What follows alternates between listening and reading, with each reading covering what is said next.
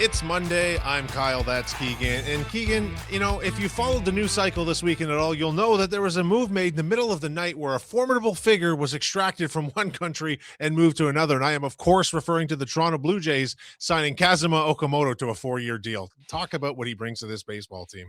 Yeah, thankfully this one didn't violate any CBAs or anything, but this is a fascinating deal. And another example, Kyle, of the lazy answer I give every offseason, but I give this lazy answer because I think it matters, is that the Blue Jays never really do what we expect. Now, the Cease deal, that was a little more expected. But every offseason, I go back to Andres Jimenez a year ago. That wasn't on my top 500 things that would happen. And Kazuma Okamoto was not a name I had written in a story yet. It's not a name we had talked about. But when you step back and look at it, I should have been, because he makes a ton of sense for this team and makes a ton of sense for this market. Now, Okamoto has played for the Yomiuri Giants, which for people watching, it's like playing for the Yankees in Japan. There's a lot of prestige, a lot of attention in a market where, my God, there is attention on baseball. And he has been one of their stars, one of the faces of the Giants in Japan for years now. And this is, God, by definition, probably a safer, quote unquote, Japanese player coming over. You look at Murakami, who just signed with the White Sox. That's a wild card. He could hit 50 home runs. He could strike out literally a billion times. I don't know. But Okamoto is more solid, more projectable, more of a veteran coming over who you can plug in and play. And the baseball side of it's one thing, Kyle, but the market is another. The fact that they were able to land a Japanese star, like, this video will be watched by more people because fans in Japan are clamoring for anything about Okamoto. I have gotten 10,000 replies on Twitter that I cannot read, but I love to see them because there's such an incredible fan base coming from Japan. You see that with any star, but especially someone who was so established with a team like Yomiuri, who has an incredible fan base. The Blue Jays have wanted a slice of Japan for a long time. They had a bit of it when they had Yusei Kikuchi. They had a bit of the Korean market with Hyunjin Ryu. And man, I still remember, I think it was 2019 when they signed Hyunjin Ryu. Those first days of spring training, there were 15, 18 Korean reporters there just to cover Hyunjin Ryu. Like, Danny Jansen was catching his bullpens, and he was on every channel in Korea all week. The Japanese market is just as, it's just the same appetite for baseball. And I think you're going to see incredible media coverage, incredible exposure for the Blue Jays in Japan, which they've really, really wanted. And that matters, man. There's money. Money comes back to everything. And this is going to be a fascinating one to watch play out because this is so much different than your standard MLB signing. Going back to something you had said at the start of that, like, we had discussed at one point, hey, there's these guys in Japan right now that are going to be made available, and these will be the big signings. But at no point were any of them tied tightly to the Blue Jays the way the Big Four have. Was that possibly by design? Definitely could be. And the Blue Jays, I'll say this, the Blue Jays don't leak things. And I cover them. It's my job. It's my life. They don't leak much. Go back through the Vladdy negotiations, through any of their big negotiations. If there are leaks coming out, and I see it all the time, I spend too much time online. I always see fans saying, oh, this is the Blue Jays leaking this, trying to force this. No, it's not. I promise you. Okay. My life is beating my head against a concrete wall, trying to get information out of the Blue Jays, and it does not happen. Their inner circle, which means, Ross Atkins, his assistant GMs, heads of player development, stuff like that, they keep it very tight. And I think that is beneficial. And frankly, if you're seeing anything out there, it's from agents, usually. But the Blue Jays are airtight on that stuff. And I think that since in this situation, he's repped by Scott Boras, so another big win for the Blue Jays. But there was it seems to me that there was no need to put out any BS from either side, because I think this is quite a fair and a good deal for Okamoto and for the Blue Jays. He gets his term, no opt-outs, which is good for the Blue Jays. They get to lock him in for 4 years.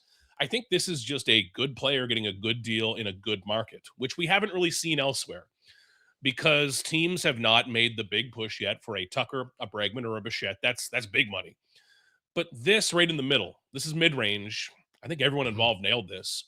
And the way it came together is very Blue Jays, kind of quietly, a little bit out of left field, but then kind of like Andres Jimenez a year ago. Once I write the first story and once I do my first blast of TV appearances and all that, I sit here and I think, man, this made sense all along. Yeah, and he's only 29 years old on a Mhm. 4-year deal. We've got him right in his prime.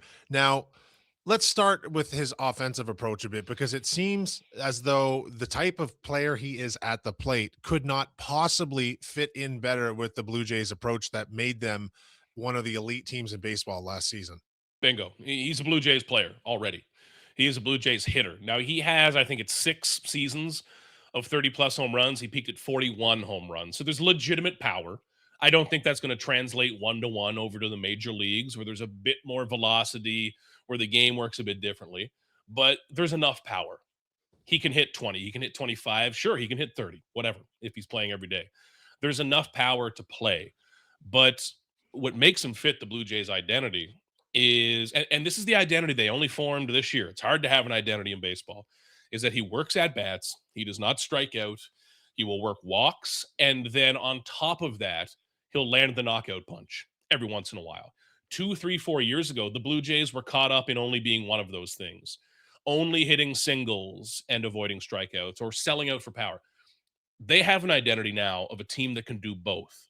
And it's very rare to do that. Okamoto can do both of those things. And if the season, God, if it started today, he's even in consideration for that number 2 spot in the lineup, I Mhm. think. Now, if Bo Bichette comes back, that's his. If Kyle Tucker comes, that's his, probably.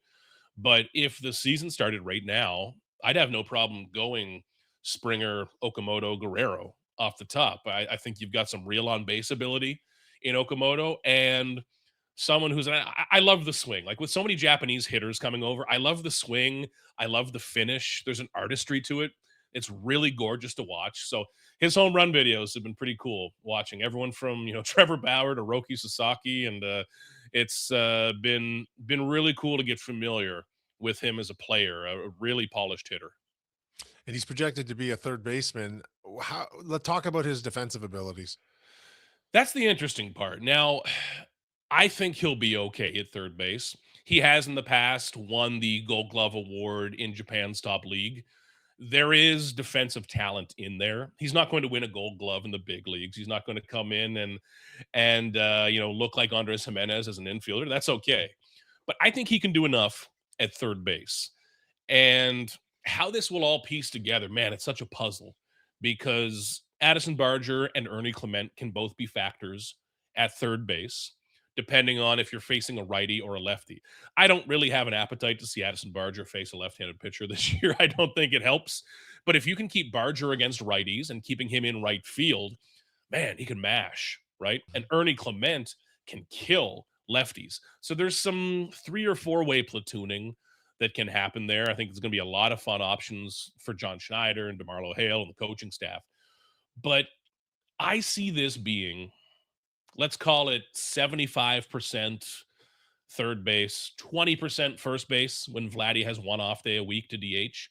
And then once or twice a month, you'll see him at DH, or maybe you try to hide him in the corner outfield for a day.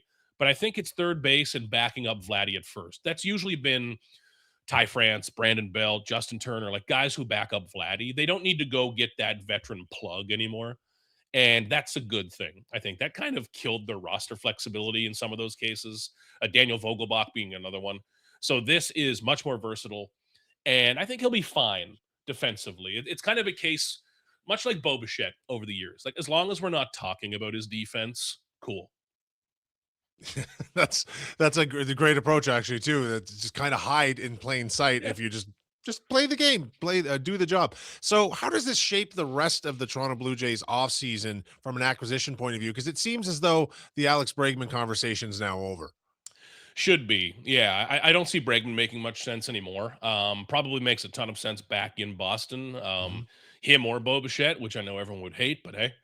And from here, I don't see this taking the Blue Jays out of anything at this point. Now, 5 years ago, I would say, holy crap, like they've already done too much, slow it down. And I sense some of that thinking from fans, from other media of, well, okay, this is enough. screw that, man. Like it's when you have the momentum Only like 15 this, million a year. It's not. come on, keep Yeah. going. Like the Blue Jays have forced me now, and this is a very good thing, have forced me to be in a place where when I see this, I say, cool, what's next? What are Yeah. they going to do next? Because Cease alone with Ponce, Rogers, and Okamoto is a ridiculous offseason. Like that is a 10 out of 10, in my opinion, the best offseason in Major League Baseball. I don't think anyone passes it. But the Blue Jays are right now showing that they have the ability and the flexibility to go further. So I know it's easy to look at this and say, oh, they're out on Bo, they're out on Tucker. How the hell can you be out on a guy when you don't know what their contract will be? One of these guys might come down and take a 3-year deal with opt-outs, like Bregman did a year ago.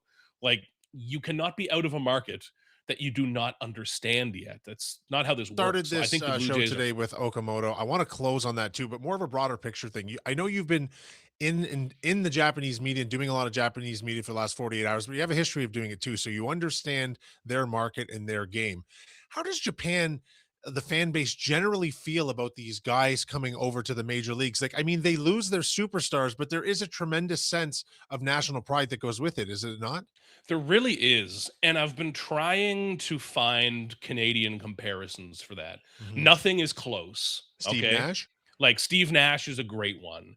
If there's a great young Canadian soccer player who goes to play top level soccer Sure. in Europe, that's another, but you need to multiply it by 1,000. Yeah. I Yeah. cannot overstate how big it is. Now, in Japan, when young players, for example, if a young 20-year-old tries to make the jump early, there is often a lot of controversy and a lot of hurt feelings because that is often seen as, not honoring their commitment to playing for their team in Japan or not honoring that league, which is such an important league in Japan. By the time someone has reached Okamoto's stage, though, and played so well for Yomiuri, has done so much for their national team, like playing at the WBC, he had the home run in 2023. I think there is much more of a sense of that pride. And Okamoto has spoken openly about this, that the majors is still the top league in the world. And yes, if you're a hardcore Yomiuri Giants fan, this probably sucks a little bit because one of your best players is making the jump. But what I've experienced is a lot of pride and a lot of interest in not just the Blue Jays, but in Toronto, because this is like, let's face it, a Japanese player coming to Toronto is a hell of a lot different than if they land in Kansas City or something like that. There is a Japanese community here. It's a very international and Mhm. diverse city. And I think that, Yusei Kikuchi experienced that in his time here. Hanjin Ryu, other Asian players who have played here experienced that. And it's different and it matters because I cannot imagine the move, like everything that goes into the move that a Japanese Yeah. player like Okamoto is making, where not only do you not know the language, but the game works differently. Your entire day works differently. The culture is different. It's it's not like any other free agent, but the national pride in Japan is incredible to witness. I don't think we can compare it to anything here in terms of a sports culture. Their their fandom is very much based in national pride. And the eyeballs that the Blue Jays are going to have on them now will blow your mind. Okay. Like these games will be being aired in Japan now. The Jays will make a ton of cash on merch and everything else in Yeah, Japan. they They'll sure probably pay will. for most of this contract. It'll be pretty, I bet. pretty cool to see. Yeah, do you know offhand if he does speak any English at all or no? I don't yet. We're going to meet him tomorrow afternoon. Oh, Him okay. and super agent Scott Boris back on the Who I'm podium. sure you've So met. yeah, so Boris will fill a Yeah, lot of the time I'm if we sure. need, but yeah. I cannot imagine if there was a repeat next year of the same two teams in the World Series, the television numbers that would be done in Oh, Japan. It would be off the foolish. charts. It would be a national holiday. Absolutely amazing. It's